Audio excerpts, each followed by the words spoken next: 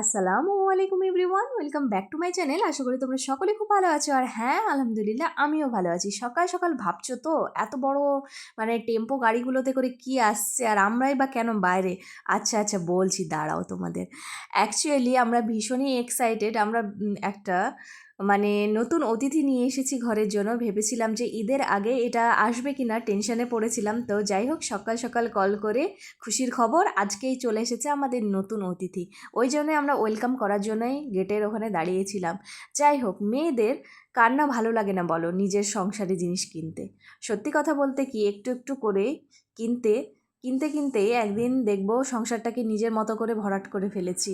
যাই হোক, তো আনস তো ভীষণই খুশি, কারণ ও ভাবছে যে এটা কি না কি। ওকে বলিনি যে তোমার সোফা আসছে তা। তারপর এই যে ওনারা বলছিলেন যে সেইভাবে খুলে দেবেন না, কারণ ওখান থেকে তোমার ইঞ্জিনিয়ার আসবেন, ওনারাই সমস্ত ইনস্টলমেন্টটা করে দেবে। তারপর এখানে সিগনেচার করে নেওয়া হলো। আর এইদিকে দেখো, আনসের আর তর সইছে না, একটু একটু করে দেখছে। যাই হোক, ওর এক্সাইটমেন্টে আমরাও বেশি এক্সাইটেড হয়ে গেছি। তো যাই হোক, আর এই দিকে দেখো, একদম সকাল 10:30টার মধ্যেই আমাদের ডেলিভারিটা দিয়ে দিয়েছে। একটু টেনশনের মধ্যেই ছিলাম যে ঈদের আগে দেবে কিনা। তো যাই হোক, ঈদের আগে দিয়ে দিয়েছে। এই জন্য আলহামদুলিল্লাহ ফর এভরিথিং।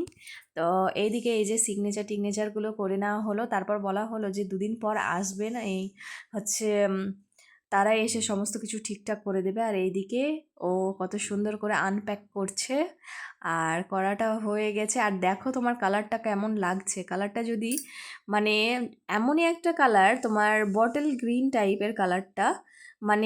যখন লাইটিংটা পড়ছে তখন দেখে মনে হচ্ছে যে ইয়েলো, আর যখন পড়ছে না তখন দেখে লাগছে যে গ্রিন। যাই হোক, আমাদের কিন্তু ভীষণই পছন্দ, আমরা দুজন মিলে চয়েস করে এটাকে কিনেছি।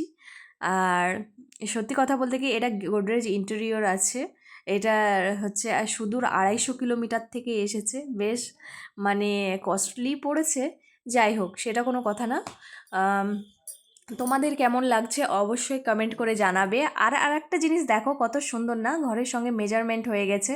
ওইটা নিয়ে আমরা একটু টেনশনের মধ্যে ছিলাম যে খাট আর সোফাটা কি একসাথে কি মানাবে, যেহেতু আমাদের ঘরে আর কোনো স্পেস নেই রাখার মতো জায়গা। সামনেটুকুই ছিল, ওইটা বেশ অনেকটাই বড় সড়ো।